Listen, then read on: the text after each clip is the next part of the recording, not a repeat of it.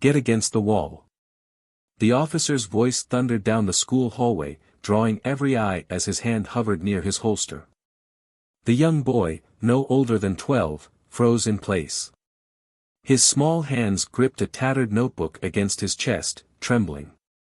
The hallway, moments ago filled with chatter and footsteps, fell silent. The boy looked confused, scared, unsure of what he had done wrong. I said, hands on the wall, the officer barked again, stepping closer, his presence intimidating, his tone dripping with disdain. But I didn't do anything, the boy stammered, his voice barely audible, each word catching in his throat. He glanced around, hoping for help from the gathering crowd of students and teachers. Instead, he met a sea of shocked faces, none daring to intervene. Don't talk back to me, kid. The officer reached out, grabbing the boy's arm roughly and spinning him toward the cold, unyielding lockers. The boy gasped as his cheek pressed against the metal. From the crowd, a man's voice cut through the tension, firm and alarmed. What are you doing to him? That's my son. The officer barely turned his head, his sneer unmistakable. Stay back, he snapped, waving the father off dismissively. I don't care who you are. This one's acting suspicious. The boy's father, dressed in plain clothes, stepped forward, his hands trembling not with fear but with barely contained rage. Suspicious? He's 12 years old. He's a student here. Let him go. His voice cracked with desperation, his eyes pleading as he locked onto his son's tearful gaze. I'm doing my job, the officer hissed, tightening his grip on the boy's arm. Kids like this? They think they can get away with anything. Not on my watch. The boy whimpered as the officer's hand pressed harder on his back, the sound breaking the father's composure. Kids like this? What is that supposed to mean? The father demanded, stepping closer, his voice rising. It means exactly what it sounds like, the officer shot back without hesitation, a twisted smirk forming on his face. I know trouble when I see it. Trouble? The father's voice was trembling now, no longer from rage alone but from a deeper wound, one that pierced his very soul. He knew what this was. Everyone in the hallway knew. The officer didn't see a boy, he saw a target, a stereotype, a scapegoat for his prejudice. Let him go, now, the father said, his voice low, steady, and commanding, but the officer didn't flinch. Instead, he pushed the boy harder against the lockers, as if making a point, asserting his power over the defenseless child. The boy cried out, his voice breaking as he choked on tears. Dad, please help me, he whispered, his words barely audible but piercing like a dagger into the man's chest. The father, his heart pounding, shouted again, let him go. The crowd murmured now, whispers of outrage and disbelief spreading like wildfire.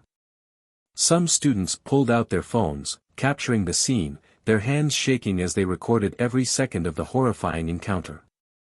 But the officer ignored it all. You think you're somebody? The officer spat at the father, his tone mocking. You think you can tell me how to do my job? I'm his father, the man shot back, his voice sharp and cutting. And I'm telling you to let my son go before you regret this. Regret it? The officer laughed, a cold, bitter sound. I don't take orders from you. Or from anyone else. I'm the law here. The father's lips tightened, his jaw clenched as he stared at the man who dared to treat his son like a criminal, like less than human. For a moment, he said nothing, his eyes blazing with restrained fury. He could feel every gaze in the hallway on him, every breath held, waiting to see what he would do. Finally, in a voice that cut through the air like a blade, he said, "You have no idea who you're talking to." The officer hesitated, his smug grin faltering for the first time. But before he could respond, the sound of heavy boots echoed down the hallway. Uniformed officers, real ones, stormed into the building, their faces a mixture of shock and urgency as they saw the scene unfolding. "What's going on here?" one of them demanded, his eyes darting between the boy, his father, and the rogue officer. The father stepped back, his hands raised as he locked eyes with the newly arrived officers. "I'm the chief of police," he said, his voice calm but deadly serious. "And this man just assaulted my son." The hallway erupted into chaos. Gasps and murmurs filled the air as the weight of his words sank in. The officer's face turned ghostly pale, his mouth opening and closing like a fish out of water. He stumbled backward, releasing the boy as though his hands had been burned. You're, he stammered, the realization dawning too late. He had made a mistake, a colossal one, and it was clear that there would be no escaping the consequences. What happened next left the entire community in shock. The officer, once so smug and untouchable, would face a reckoning no one saw coming. The events that followed shattered the illusion of power he clung to, exposing not only his actions but a deeper rot within the system he thought protected him. But how does justice truly unfold when the tables are turned? What happens when the very authority someone abuses becomes their downfall? Stay with us as we unravel this powerful story of humiliation, vengeance, and ultimate justice. The ending will leave you speechless. At Plough of Twist, we stand firmly against any form of racism or discrimination.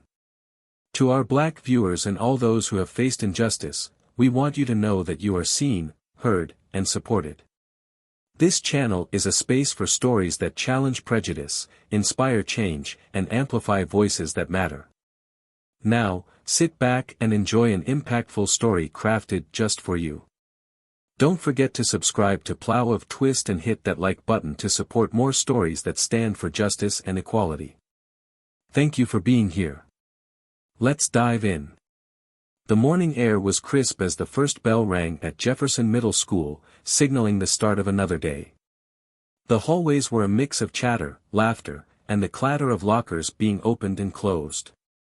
Among the crowd of students, Marcus Washington walked with quiet confidence, his notebook tucked under his arm and a wide grin spread across his face. At just 12 years old, Marcus was already a standout in his community. He had a natural charisma that made people gravitate toward him, a boy who dreamed big, worked hard, and had the kind of energy that could light up a room.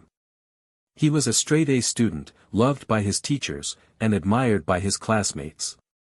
But beyond the accolades and achievements, Marcus was, at his core, just a kid.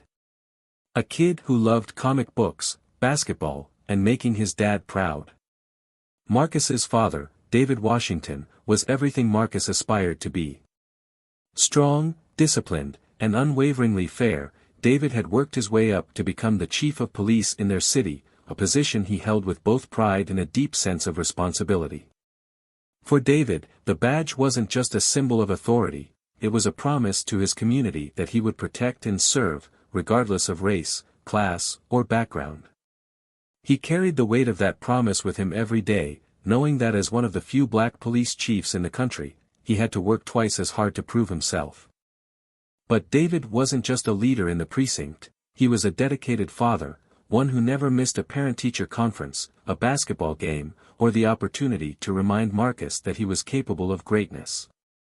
Their bond was unshakable, forged through years of shared moments and mutual respect. They lived in a modest but comfortable house in a neighborhood that had its challenges but was filled with people who looked out for one another. David had worked tirelessly to provide a stable life for Marcus after his wife's passing 5 years earlier. It hadn't been easy, but their little family of 2 had found their rhythm. Weekends were spent shooting hoops at the park, watching old movies, and talking about everything from school to life's bigger questions. For Marcus, his father was his hero. For David, his son was his greatest pride. On this particular morning, Marcus was excited. His science teacher had announced a competition, and Marcus had been brainstorming ideas for a project that could win first place.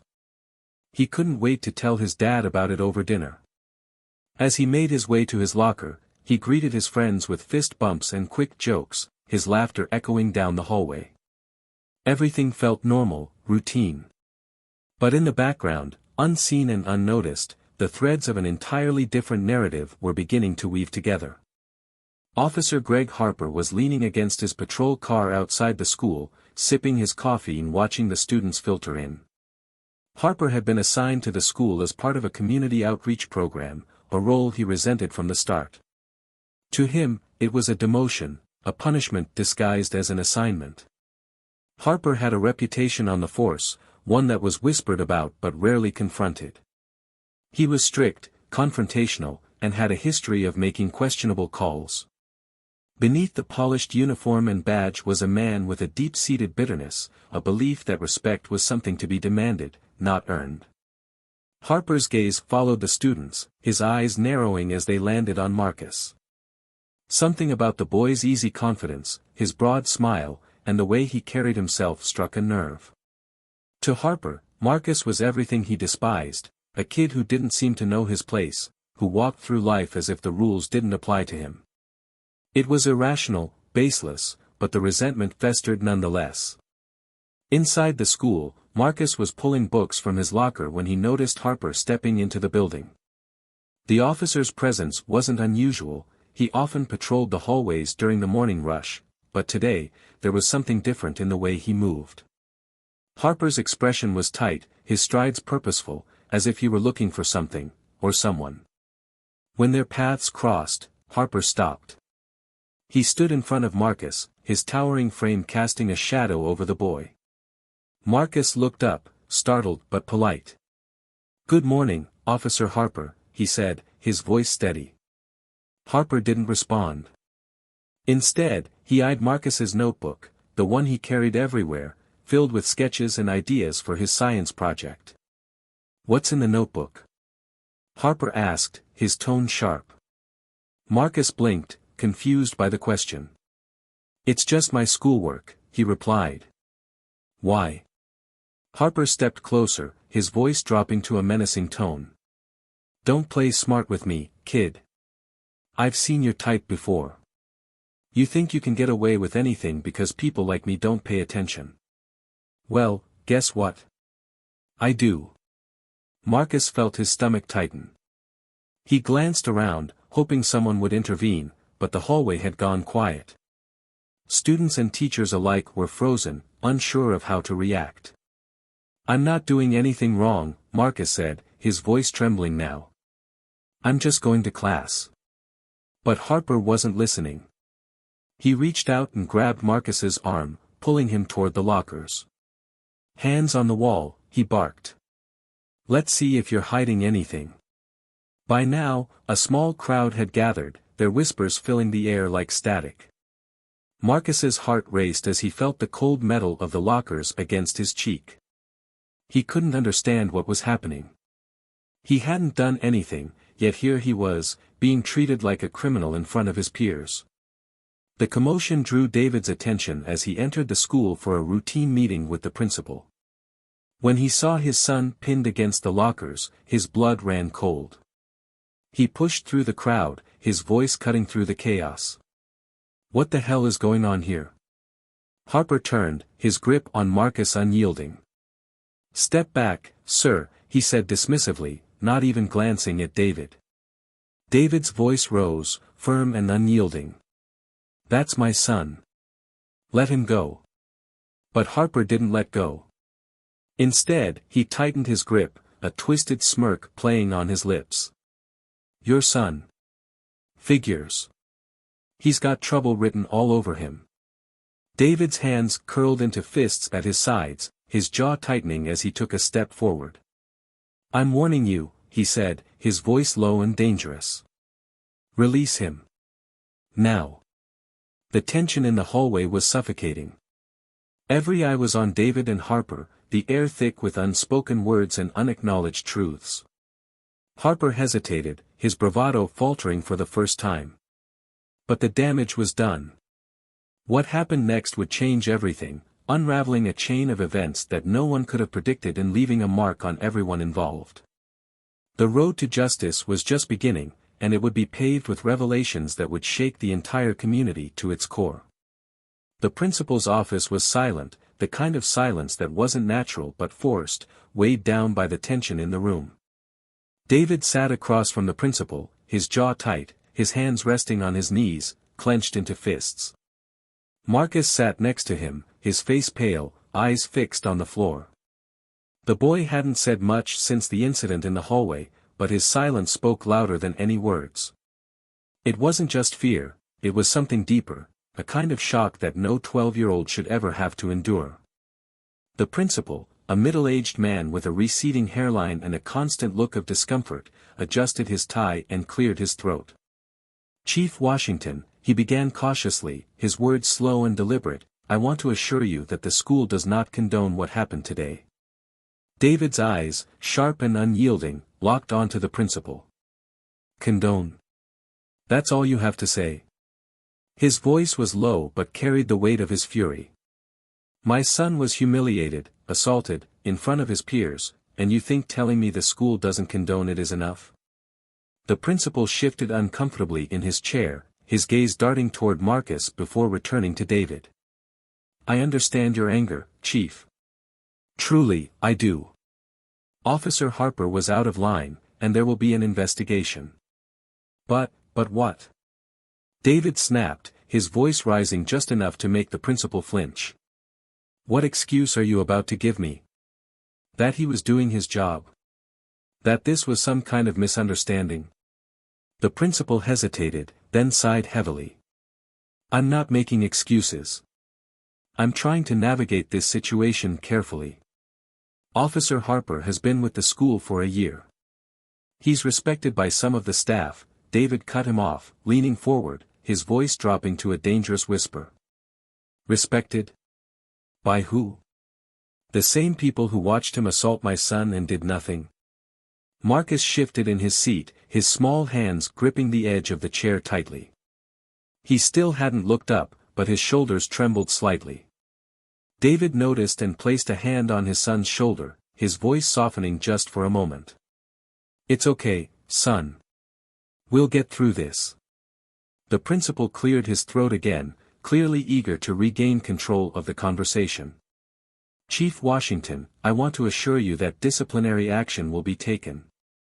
We've already placed Officer Harper on temporary leave pending an investigation." "Temporary leave," David repeated, his voice dripping with disbelief. He leaned back in his chair, his eyes narrowing. "That's not enough. Not by a long shot." The door to the office opened, and a woman in a tailored suit stepped in, her heels clicking against the floor. It was Sarah James, the school district's legal counsel. Her presence added another layer of tension to the already fraught atmosphere. She carried a folder in one hand and an air of practiced calm, but even she couldn't hide the unease in her eyes. "Chief Washington," she began, her tone measured, "I understand this is a difficult situation, and I want to assure you that we are taking it very seriously." David didn't even look at her. His focus remained on Marcus, who still hadn't spoken. "You all keep saying the same thing," David said, his voice steady but filled with an edge of restrained anger. "Taking it seriously. Condemning the actions. None of it means anything if there are no real consequences." Sarah set the folder on the desk and folded her hands in front of her. "We're conducting a full review of Officer Harper's actions. Depending on the outcome, there could be termination, or what?" David interrupted, his gaze finally snapping to her. "A slap on the wrist? A transfer to another school? That man shouldn't be wearing a badge, let alone be around children." Sarah hesitated, then chose her words carefully. "Chief, I understand your frustration, but there are procedures we have to follow." "Due process." David stood abruptly, his presence towering over the room. "Don't talk to me about due process. I've been in law enforcement for over 20 years. I know the system, and I know how it protects people like Harper. My son deserves better. All these kids deserve better." Sarah opened her mouth to respond, but David wasn't finished. He turned to the principal, his voice cutting through the room like a blade. "Do you know what it felt like, watching my son, my 12-year-old son, be treated like a criminal? Watching that man put his hands on him while you stood by and did nothing?" The principal looked down, his face reddening. I didn't know what to do, he admitted quietly. That's the problem, David said, his voice heavy with disappointment. None of you knew what to do, so you did nothing. The silence that followed was suffocating. Marcus finally looked up, his eyes glistening with unshed tears. Dad, he said softly, his voice barely above a whisper. Can we go home? David's heart broke at the sound, but he nodded, placing a reassuring hand on his son's shoulder. Yeah, son. Let's go. As they walked out of the office, the weight of the moment hung heavily in the air. David knew this wasn't the end. It was just the beginning. The system he had spent his career defending had failed his son, and he wasn't going to let it slide. Not this time. In the car, Marcus finally spoke again, his voice trembling. Why did he do it, Dad? Why did he hate me so much? David took a deep breath, his hands gripping the steering wheel tightly. It wasn't about you, son. It was about him. His ignorance, his fear. But we're going to make sure he answers for it. Marcus nodded, but the hurt in his eyes didn't fade. David knew this would stay with his son for a long time. The scars of that day wouldn't heal easily. But he also knew Marcus was strong, stronger than he realized. As they drove home, David's mind raced. He thought about the years he had spent fighting for justice, the countless hours he had poured into building trust within the community, only for it to be shattered in a single moment. He thought about Harper, about the arrogance in his eyes and the smirk on his face as he pinned Marcus against those lockers. And he thought about what needed to happen next. This wasn't just about his son. It was about every child who had ever been made to feel less than, about every parent who had watched their child suffer and felt powerless to stop it. David didn't just want accountability, he wanted change. And he knew that change wouldn't come easily. It would take everything he had, and then some. As they pulled into the driveway, Marcus looked at his father, his voice quiet but resolute. You won't let him get away with it, will you? David met his son's gaze, his own eyes filled with determination. Not a chance, he said firmly. Inside, the house was quiet, but the silence felt different now. It wasn't the comforting stillness of home, it was the calm before a storm. David sat at the kitchen table long after Marcus had gone to bed, his mind racing with plans and possibilities. He knew the road ahead would be long and difficult, but he was ready. Because this wasn't just about one boy or one family. It was about justice, about standing up to a system that had allowed men like Harper to thrive for far too long. And as David sat there, the weight of the day pressing down on him, he made a promise, to his son, to his community, and to himself. What happened in that hallway wouldn't be forgotten. And it wouldn't go unanswered. The conference room at police headquarters was packed. Officers sat around the long table, their uniforms neatly pressed, but their faces showed varying degrees of tension. The usual camaraderie of these meetings had been replaced by an air of unease. At the head of the table sat David Washington, his presence commanding yet calm, a stark contrast to the storm brewing beneath his composed exterior. He scanned the room slowly, his eyes pausing briefly on each face, his silence speaking volumes. Across from him, Greg Harper sat stiffly, his arms crossed and his jaw tight. He hadn't said a word since he walked in, but his body language screamed defiance. The humiliation of being called into this meeting, in front of his peers, was written all over his face. Harper believed this was just another formality, a slap on the wrist orchestrated by an angry father trying to save face. He didn't understand what was coming. David's voice finally broke the silence, deep and steady but carrying an undeniable edge. Before we begin, I want to make something clear. This isn't just about what happened to my son. This is about accountability. This is about what kind of department we want to be. The murmurs that followed were uneasy. Some officers exchanged glances, others avoided eye contact altogether. Harper shifted in his chair but remained silent. David leaned forward slightly, placing his hands flat on the table. Officer Harper, he said, his tone measured but firm, "Do you have anything to say about the incident at Jefferson Middle School?" Harper uncrossed his arms and leaned back in his chair, his expression a mix of annoyance and indignation. "I was doing my job," he said flatly. "That's what this is about, isn't it? Me doing my job and someone not liking it."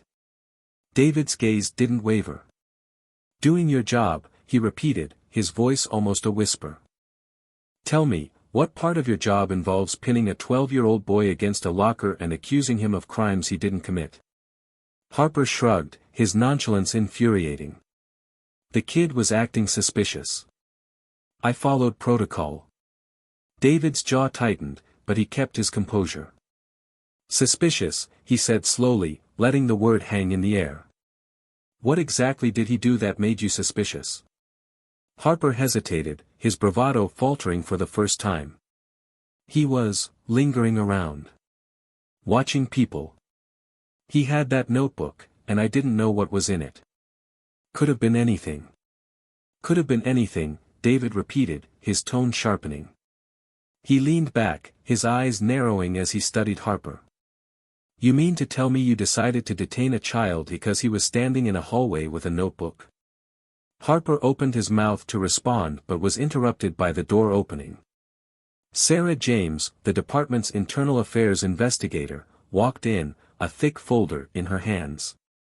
She nodded briefly at David before taking a seat. "Sorry I'm late," she said, her voice crisp. "I've been going over the statements from witnesses at the school. Chief Washington, I think you'll find this relevant." David gestured for her to continue, his eyes never leaving Harper.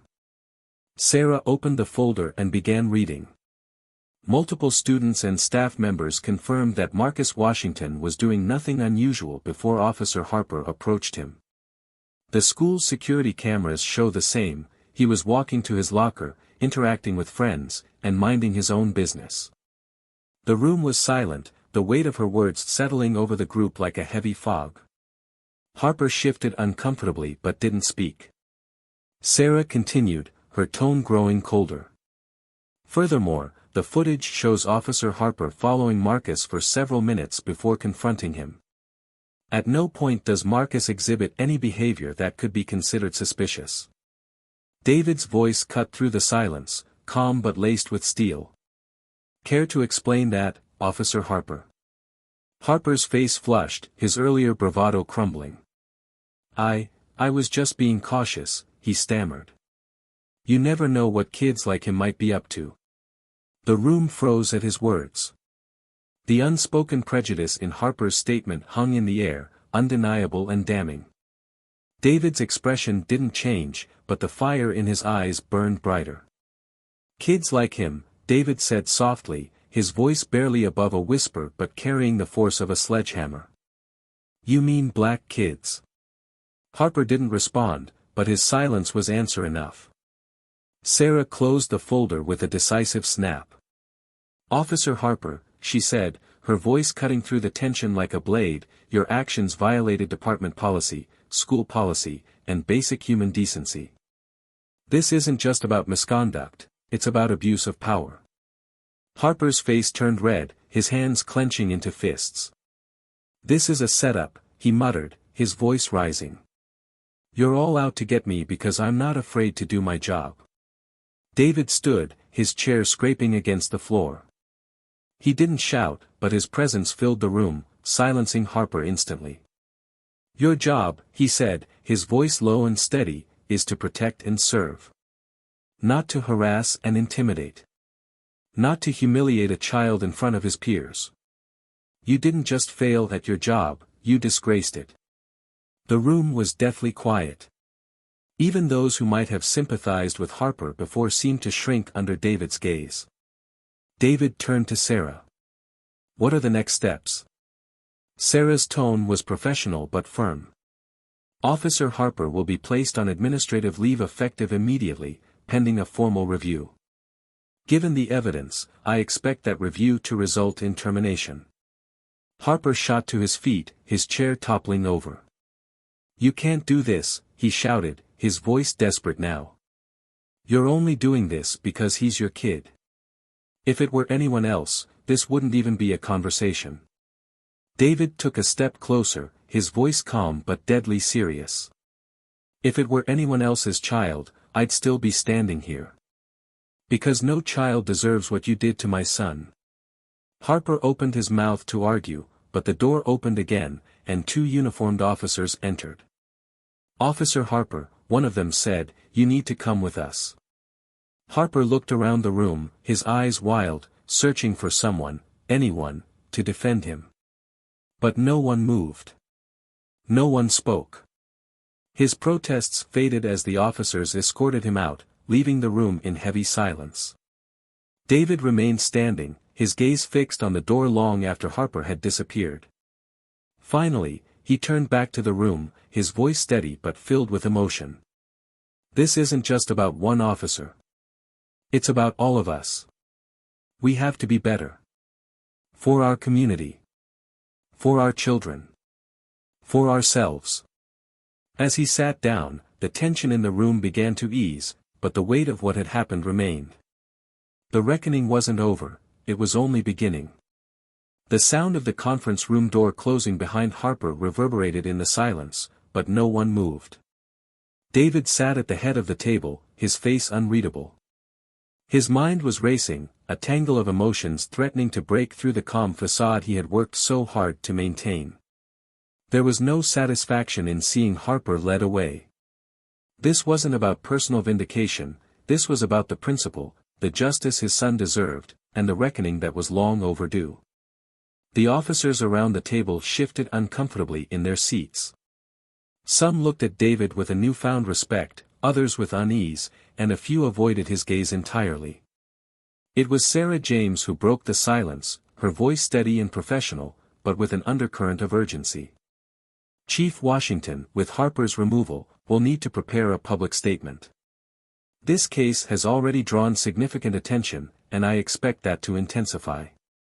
David nodded slowly, his fingers interlaced on the table. "We'll address it," he said, his voice measured. "But this isn't just about a statement. It's about action. The people in this city need to see that we're serious about accountability, that we're willing to root out the problems within our own department." A younger officer, one who had been quiet until now, cleared his throat nervously. "Chief, if I may. I think what you did was the right thing, but not everyone's going to see it that way. There are officers who feel like Harper was just doing his job. They think this is setting a dangerous precedent." David's eyes narrowed slightly, and he leaned forward, his tone calm but firm. "A dangerous precedent?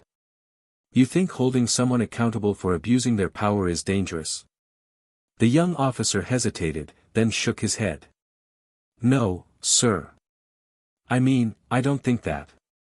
I've heard the whispers, and I thought you should know." David sighed, the weight of the moment pressing heavily on his shoulders. "Whispers are how these problems fester," he said. "If anyone in this department thinks what Harper did was acceptable, they're part of the problem. And I will deal with them, too." Sarah chimed in, her tone brisk but supportive. "Chief, you're right. This department needs to know that there's a zero-tolerance policy for behavior like Harper's. But the way we communicate that will matter. If we frame this as an opportunity to rebuild trust, we can get ahead of the backlash." David nodded again, appreciating her pragmatism even as his emotions churned beneath the surface. "You're right," he said. "This isn't just about punishment, it's about change." The meeting ended shortly after, the officers filing out one by one, leaving David and Sarah alone in the room.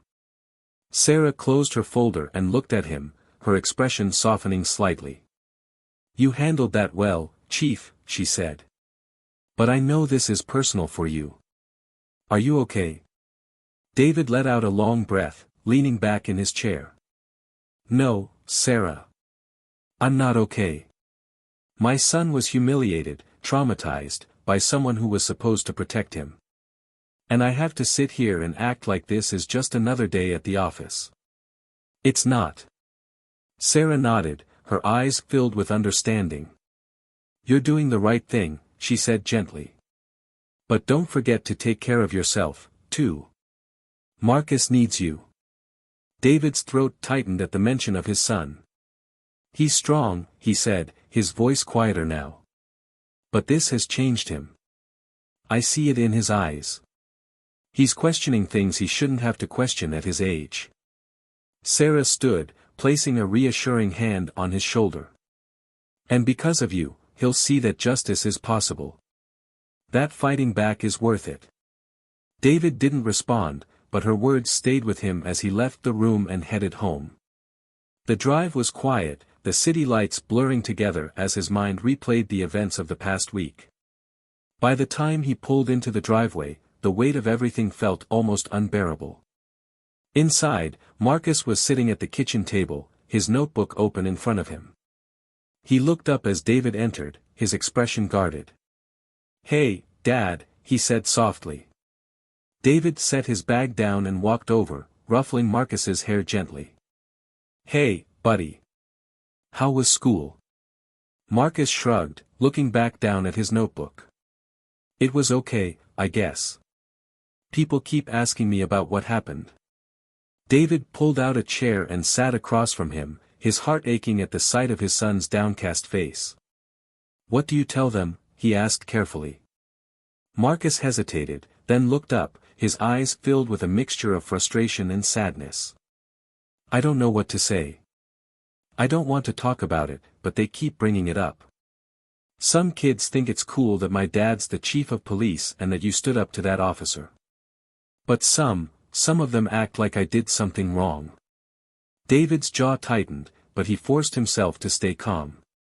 "Listen to me, Marcus. You didn't do anything wrong. What happened wasn't your fault. It was Harper's fault. And I'm making sure he's held accountable." Marcus nodded slowly, but the uncertainty in his eyes didn't fade. "What if nothing changes, Dad? What if people like him keep doing stuff like that?" David reached across the table, placing a hand on Marcus's shoulder. "Things will change, son. It takes time, and it's not always easy, but it's worth it. And you've already helped make that happen. By standing strong, by being who you are, you're making a difference." Marcus's lips quirked into a small, hesitant smile.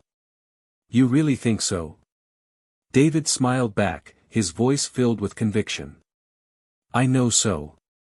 The moment was interrupted by the sound of David's phone buzzing on the counter. He stood, checking the screen, and his expression darkened. "I need to take this," he said, stepping into the other room. The voice on the other end belonged to Sarah, and it was urgent. "Chief, we've got a problem," she said. "Harper's been talking. He's trying to stir up trouble, claiming this whole thing is a setup." David closed his eyes, his grip tightening on the phone. "Let him talk," he said. "The evidence speaks for itself." "I thought you'd say that," Sarah replied. "But you should know, there are people listening. Some of them are siding with him." David felt a surge of frustration but forced himself to stay composed. "Let them," he said. "We're not backing down." As he ended the call, David returned to the kitchen, his resolve stronger than ever. He knew the fight wasn't over, but he also knew he wasn't fighting alone. Marcus looked up at him, a question in his eyes, but David simply smiled and sat back down. "Everything okay?" Marcus asked hesitantly. David nodded, his voice steady. "Yeah, buddy. Everything's going to be okay." But deep down, he knew the hardest part was still to come. The days that followed Harper's removal were a whirlwind of tension and uncertainty. News of the incident at Jefferson Middle School had spread beyond the city, catching the attention of local media and sparking debates on social media. Every headline, every comment section, seemed to echo the same question: was this an isolated act of prejudice, or a symptom of something much larger? For David Washington, the answer was clear, but convincing others wasn't going to be easy. At home, Marcus was struggling to adjust. His usual enthusiasm had been replaced by a guarded quietness that broke David's heart. Marcus had always been resilient, but this experience had shaken something in him. It wasn't just the humiliation or the fear, it was the realization that the world wasn't as just as he'd been taught to believe. David noticed the way Marcus flinched at sudden noises, how he avoided eye contact when people asked him questions. His son was carrying a weight that no child should have to bear, and it filled David with a deep, simmering anger. Meanwhile, at the precinct, the fallout from Harper's actions was becoming harder to contain. Officers who had once been loyal to David were now divided. Some openly supported his decision to remove Harper, applauding his commitment to justice and accountability. Others, however, whispered behind his back, questioning his leadership and accusing him of letting personal emotions cloud his judgment. David was no stranger to scrutiny, but this was different. The dissent was more vocal, more personal, and it was starting to infect the department's morale. One afternoon, as David walked through the precinct, he overheard a group of officers talking in hushed tones near the break room. Their words stopped him in his tracks. "He's making us look weak," one officer said, his voice dripping with disdain. "Harper might have been rough, but he didn't deserve to be hung out to dry like that." Another officer chimed in, quieter but no less bitter. "The chief's only doing this because it was his kid. If it were anyone else, he wouldn't have gone this far." David took a deep breath, forcing himself to stay calm. He stepped into the room, and the conversation died instantly. The officers froze, their faces betraying a mix of guilt and defiance. "Is there something you'd like to say to me directly?" David asked, his voice calm but firm. The first officer hesitated, then shook his head. "No, Chief. We were just talking." David nodded slowly, his eyes locking onto each of them in turn. "Good. Because if I ever hear anyone in this department defending what Harper did, you'll be out of here faster than you can finish your coffee. Do I make myself clear?" The officers nodded reluctantly, their gazes dropping to the floor. Satisfied, David turned and walked away, but the encounter stayed with him. He knew he couldn't ignore the growing divide within his team, but he also knew that he couldn't afford to waver. The stakes were too high, not just for him, but for the community he had sworn to protect. Later that evening, David sat at his kitchen table, poring over case files and statements related to Harper. The evidence was damning, but David knew that wouldn't be enough to sway public opinion. The city was on edge, with protests beginning to form on both sides of the issue. On one side were those who supported David's actions, demanding systemic changes within the police force. On the other were Harper's defenders, who framed the incident as an overreaction and accused David of betraying his own department. The knock at the door startled him. He wasn't expecting anyone, and it was too late for casual visits. When he opened the door, he was surprised to see Sarah James standing there, her expression tense. "Sarah," he said, stepping aside to let her in. "What brings you here this late?" She handed him a folder, her jaw tight. "I thought you should see this. It's about Harper." David opened the folder, his eyes scanning the documents inside. His stomach turned as he read. The file contained a detailed history of complaints against Harper, many of which had been dismissed or buried. Excessive force, racial profiling, even allegations of falsifying reports, it was all there, and it painted a picture far worse than David had anticipated. This is a pattern," David said, his voice heavy with disbelief. "How did he stay on the force this long?" Sarah crossed her arms, her expression grim. "Because no one wanted to deal with it. Every time a complaint was filed, it got swept under the rug.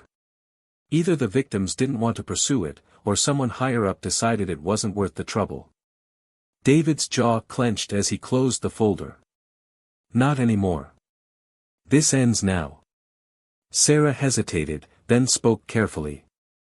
"David, you need to be prepared. If this goes public, it's not just Harper who'll be under scrutiny. The entire department will be. Including you." David met her gaze, his expression unwavering. "If that's what it takes to fix this, so be it. The next morning, David called an emergency meeting with the department's leadership team. The tension in the room was palpable as he addressed them, laying out the contents of Harper's file and outlining his plan to implement stricter accountability measures. The reactions were mixed, some nodded in agreement, while others bristled at the implications. One senior officer, a man named Daniels, voiced the concerns many were too afraid to say. "Chief, I respect what you're trying to do, but this is going to tear the department apart. If you push this, you'll lose the support of your officers. Is that a risk you're willing to take?" David's response was immediate. "Yes, it is. Because if we can't hold ourselves accountable, we have no business wearing this badge. This department needs to change, and that starts now." The room fell silent, the weight of his words sinking in. Daniels looked at him for a long moment, then nodded reluctantly. "All right, Chief. But you'd better be ready for the fallout." David was ready. He had no choice but to be. As he left the meeting, he felt a mix of resolve and exhaustion. The path ahead was daunting, but he knew it was the right one. At home, Marcus was waiting for him, his expression anxious. "How did it go?" he asked. David smiled faintly, ruffling his son's hair. "It's going to be tough," he admitted. "But we're making progress." Marcus hesitated, then hugged his father tightly. "I'm proud of you, Dad." Those words meant everything to David. They reminded him why he was fighting, why he couldn't give up. The battle was far from over, but for the first time in days, he felt a glimmer of hope. The city seemed to hold its breath in the days following David's announcement of sweeping reforms within the department. The streets were alive with tension, a mix of hope and defiance depending on who you spoke to. Local news outlets buzzed with coverage of the story, painting David as either a hero of justice or a man tearing his own department apart. Protesters lined the steps of City Hall, their chants and signs bearing starkly different messages. Some praised his courage, calling for more leaders like him. Others decried his actions as a betrayal, demanding his resignation. At home, David found little reprieve. The quiet moments with Marcus, once a source of comfort, were now tinged with unease. Marcus was trying to put on a brave face, but David could see the cracks. His son's questions were more pointed now, his curiosity laced with a mix of fear and anger. One evening, as they sat at the dinner table, Marcus put down his fork and looked at his father with eyes far too serious for a 12-year-old. "Dad," he began, his voice steady but uncertain, "do you think the other officers hate you now?" The question hit David like a blow. He paused, setting his glass down carefully before answering. "Why do you ask that, Marcus?" Marcus shrugged, but his gaze didn't waver. "I hear things. At school, on the news. Some people are saying you're making enemies, that you're putting yourself in danger. Are they right?" David leaned forward, his hands resting on the table. "Marcus, listen to me. Doing the right thing isn't always popular. Sometimes it makes people uncomfortable, especially when it means challenging what they've gotten used to. But that doesn't mean we stop.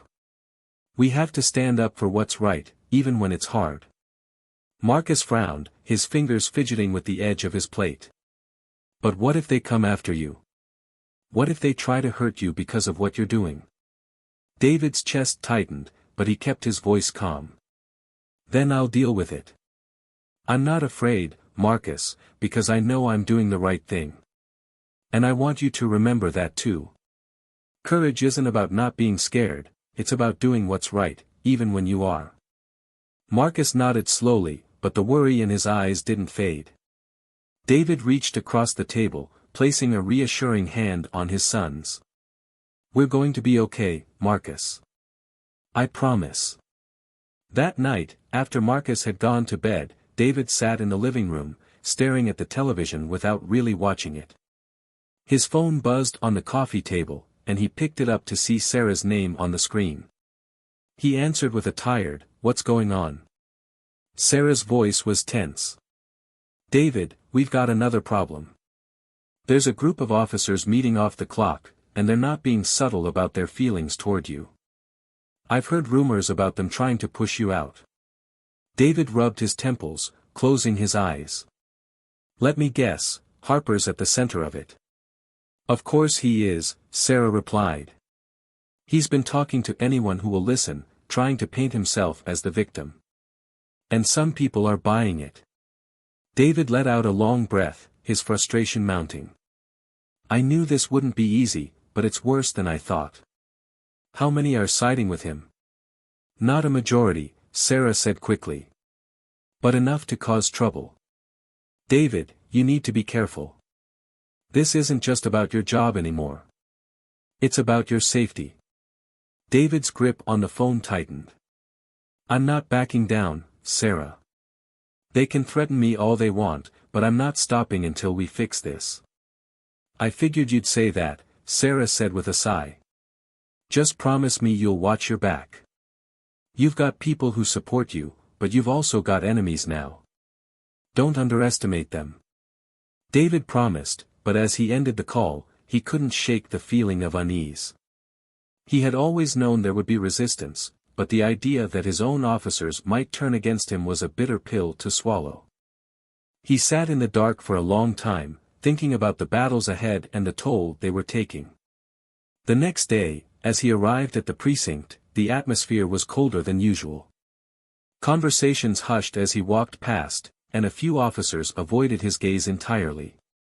David kept his head high, refusing to let the tension break him. He had a meeting with the mayor later that afternoon, and he knew it would be a crucial moment in determining the future of his reforms. When he entered the mayor's office, he was greeted with a firm handshake and a guarded expression. Mayor Caldwell was a seasoned politician, known for his pragmatism and his ability to read a room. He motioned for David to sit, and the two men faced each other across a polished desk. Chief Washington, the mayor began, his tone neutral, I've been following the situation closely. You've certainly stirred things up. David met his gaze evenly. Change always does, Mayor. But it's necessary. The mayor nodded slowly, leaning back in his chair. I don't disagree. Harper's actions were unacceptable, and your decision to hold him accountable was the right one.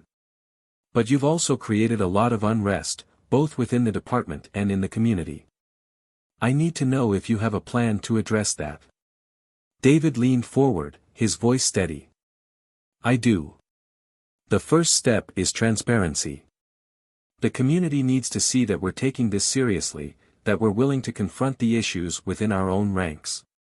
The second step is accountability, not just for Harper, but for anyone who thinks they can abuse their power without consequences. And the third step is rebuilding trust, both within the department and with the public. The mayor listened carefully, his expression unreadable. When David finished, Caldwell nodded again, though his tone remained cautious. It's a good plan, David. But it's also ambitious. You're asking people to change the way they think, the way they operate. That doesn't happen overnight. I know, David said. But it has to start somewhere. And I'm willing to do whatever it takes to see it through. The mayor studied him for a long moment, then extended his hand. All right, Chief. You have my support. But know this, if things spiral out of control, I'll have to step in. I hope it doesn't come to that. David shook his hand firmly. It won't. Thank you, Mayor. As he left the office, David felt a renewed sense of determination. The road ahead was still uncertain, but he knew he wasn't walking it alone. He thought of Marcus, of the promise he had made to his son, and he resolved to keep fighting, no matter what it cost. As David walked back into the precinct that evening, the weight of the mayor's words lingered in his mind. The support was a relief, but it came with a clear warning: any misstep, any loss of control, and the ground beneath him would crumble. He knew the stakes had never been higher. Every move he made was under scrutiny, every decision dissected not just by his department but by the city as a whole. Inside, the tension was palpable. A few officers nodded at him as he passed, their gestures brief but respectful. Others kept their heads down, their silence louder than words. David could feel the fractures within the team widening. He paused in front of the bulletin board, scanning the notices and announcements pinned there, as if they could provide some semblance of normalcy. But the whispers behind him broke through the momentary distraction. "He's making this department a joke," a voice muttered, low but loud enough for David to hear. "How are we supposed to trust someone who's more concerned with politics than his own officers?" David turned slowly, his gaze sharp as it landed on Officer Daniels, the same man who had voiced his concerns during the leadership meeting. Daniels didn't flinch but met David's stare with a challenging expression. "Is there something you'd like to share with the class, Officer Daniels?" David asked, his tone calm but carrying an undeniable edge. Daniels straightened, his posture rigid. "With all due respect, Chief, I'm just saying what a lot of us are thinking. This whole Harper thing, it's gone too far. You're dragging all of us into the mud for one bad call. Morale's at an all-time low, and it's because of you." David stepped closer, his voice dropping so only Daniels and a few nearby officers could hear. "Morale is low because people like you think accountability is optional. Because some of you are more worried about protecting your egos than protecting the people we serve. If that's your idea of what this department stands for, then you're right, maybe this isn't the place for you." Daniels' jaw tightened, but he didn't respond. The other officers nearby exchanged uneasy glances, the tension thick enough to cut with a knife. David didn't wait for a reply. He turned and walked away, his shoulders squared, but the encounter left a bitter taste in his mouth. The resistance within his own ranks was growing stronger, and he knew it wouldn't be long before it reached a breaking point. That night, David sat at his desk, reviewing the latest reports and updates on the internal investigation into Harper. The deeper they dug, the worse it got. More complaints had surfaced, some dating back years. The picture that emerged was one of a man who had been allowed to operate unchecked for far too long. But what disturbed David the most was the realization that others in the department had likely known and done nothing. The knock at his office door pulled him from his thoughts. He looked up to see Sarah standing there, a folder in her hand and a weary expression on her face. She stepped inside without waiting for an invitation, setting the folder on his desk. "More complaints," she said simply, her voice heavy with frustration. "It's like peeling back layers of rot. The more we uncover, the worse it smells." David flipped through the file, his expression grim. "How did this go on for so long?" he muttered, more to himself than to Sarah. "Because no one wanted to deal with it," Sarah replied, sinking into the chair across from him. "It's easier to look the other way, to pretend it's someone else's problem. Until it's not." David closed the folder and leaned back in his chair, rubbing his temples. "This isn't just about Harper anymore. This is about the culture of this department. If we don't change it, this will keep happening." Sarah nodded, her gaze thoughtful. "The question is, how do you change something so ingrained? It's not just policies and procedures, it's attitudes, biases, the way people think." David leaned forward, his elbows on the desk. "You change it by starting at the top. By showing that no one is above accountability. And by proving that doing the right thing doesn't mean sacrificing the people who depend on us." Sarah studied him for a moment, then smiled faintly. "You're not just fighting for your son, are you? You're fighting for all of them." David's throat tightened, but he nodded. "Marcus was the one who opened my eyes, but this isn't just about him. It's about every kid who's ever been treated like they don't matter. Every parent who's had to teach their child how to survive in a world that doesn't see their worth. If we can't fix this, then what's the point of any of it?" Sarah reached across the desk, placing a hand on his. "You're doing the right thing, David. Don't let anyone make you doubt that." David smiled faintly, appreciating her support more than he could say. But as she left, the weight of everything settled back onto his shoulders. The road ahead was long, and the obstacles were daunting, but he was determined to see it through.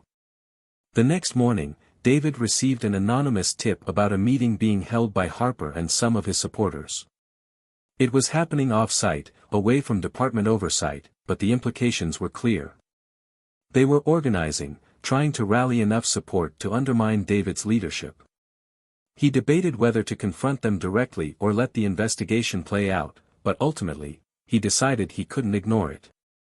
That evening, he drove to the address provided in the tip, a small, dimly lit bar on the outskirts of town. As he stepped inside, the conversations hushed, and all eyes turned to him. Harper was seated at a table near the back, surrounded by a group of officers. His expression darkened as he saw David approach. "Chief," Harper said, his tone mocking. "What brings you to our little gathering?" David ignored the sarcasm and addressed the group as a whole. "I heard there was a meeting about the future of this department. Thought I'd join the conversation." Harper leaned back in his chair, smirking. "This isn't your kind of meeting, Chief. We're just a bunch of guys talking about how to save this department from someone who's tearing it apart." David stepped closer, his voice calm but firm. "You want to save this department? Then start by holding yourself accountable. Stop blaming everyone else for your failures and take responsibility for your actions." Harper's smirk faltered, and his expression hardened.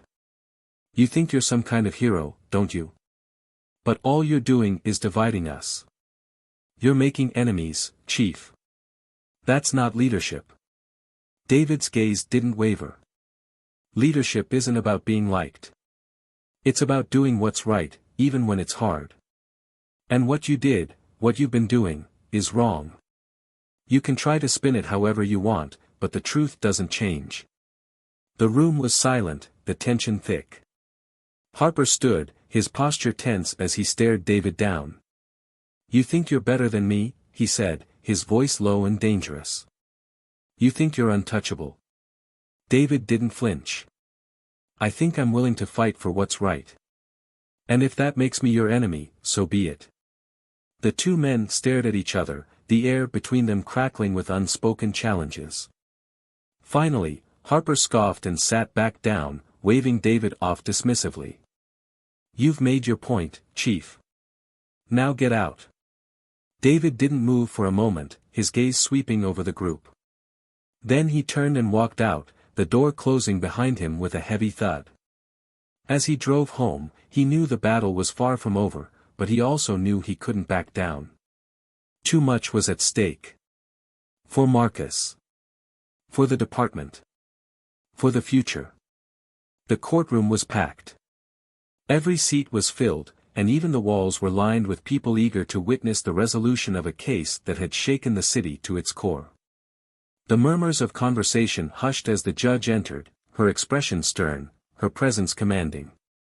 David Washington sat near the front, his posture straight but his hands clenched tightly together. Beside him was Marcus, who had insisted on being there. The boy's face was calm, but David knew the courage it had taken for his son to sit in this room, to face the weight of what had happened. At the defense table sat Greg Harper. His once confident demeanor had eroded over the past weeks, his arrogance replaced with a simmering bitterness. His lawyer whispered something to him, but Harper barely acknowledged it. He sat rigidly, his eyes fixed on the judge, though his jaw tightened every time his gaze drifted toward David and Marcus. The trial had been grueling, filled with testimony after testimony that painted a clear picture of Harper's history of misconduct. Witnesses had come forward, some reluctantly, others with anger in their voices, recounting incidents that had been buried for years. Marcus had testified as well, his voice steady despite the tremble in his hands. He spoke about the fear, the humiliation, and the questions that still haunted him. When he finished, the courtroom had been silent, the weight of his words settling over everyone like a heavy fog. Today, it was time for the verdict. The judge looked out over the room, her expression unreadable, before finally speaking. After reviewing the evidence presented and considering the testimonies given, this court finds the defendant, Greg Harper, guilty of misconduct, abuse of power, and falsifying reports. Sentencing will follow, but let it be clear, justice must be served. A wave of murmurs rippled through the courtroom, but David didn't react immediately. He glanced at Marcus, who was staring straight ahead, his expression a mixture of relief and something deeper, something that looked like healing. David placed a hand on his son's shoulder, squeezing gently, and Marcus finally turned to him, a small, tentative smile breaking through the tension. As the courtroom emptied, Harper was led away in handcuffs. He didn't look at David or Marcus as he passed, but the weight of his defeat was evident in every step. For years, he had acted without consequence, but now, the walls he had built around himself had crumbled. Justice, long overdue, had finally caught up with him. Outside, the air was crisp, the sun shining brightly as if to mark the end of a storm. Reporters swarmed the steps of the courthouse, their questions shouted into the crowd. David shielded Marcus as they made their way through, offering no comment.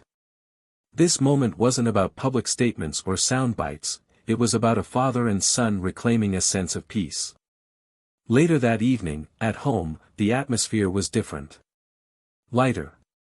Marcus sat at the kitchen table, sketching in his notebook while David cooked dinner. The sound of sizzling food filled the room, accompanied by the occasional clink of plates and the soft hum of Marcus humming to himself. It was a far cry from the silence that had dominated their home weeks earlier. "Dad," Marcus said suddenly, looking up from his drawing. "Do you think things will really change? Like, for other kids like me?" David turned, wiping his hands on a towel as he considered the question. "I think change takes time, Marcus. But what we did, what you did, it's a start. And sometimes, that's all you need to make a difference." Marcus nodded thoughtfully, his gaze returning to his notebook. For the first time in weeks, he seemed at ease, as though a weight he hadn't even fully understood had been lifted. The department wasn't the same either. David's reforms had faced resistance, but the trial had made it clear that the old ways could no longer be tolerated. Officers who supported Harper's behavior were either disciplined or chose to leave, and those who remained began to see the importance of the changes David had fought so hard to implement. It wasn't perfect, change never was, but it was progress. Months later, at a community event, David stood on a stage addressing a crowd of families, students, and city officials. Marcus stood beside him, holding a plaque that had been presented to David for his leadership. As David spoke about accountability, justice, and the future, he glanced down at his son, who looked up at him with pride. This wasn't just a moment for the city, it was a moment for them, a reminder of what they had overcome together. As the event ended and people began to disperse, Marcus tugged at David's sleeve. "Dad," he said, "you know how you always tell me to stand up for what's right, no matter what." David smiled, kneeling slightly to meet his son's gaze. "Yeah, I do." Marcus grinned, his eyes bright. "You're really good at it." David's heart swelled, and he pulled Marcus into a hug, the world around them fading away. In that moment, everything they had endured felt worth it. They had faced the storm and come out stronger, together. To those watching this story, what would you have done in David's place? Would you have fought as hard for what was right, knowing the cost? Justice is often messy and difficult, but it's worth it. And for Marcus, for every child like him, it's necessary. We'd love to hear your thoughts, share your perspective in the comments below. And if you found this story as powerful as we did, don't forget to subscribe to Tales of Twist for more stories that challenge, inspire, and leave you thinking long after they're over. Thank you for being part of this journey.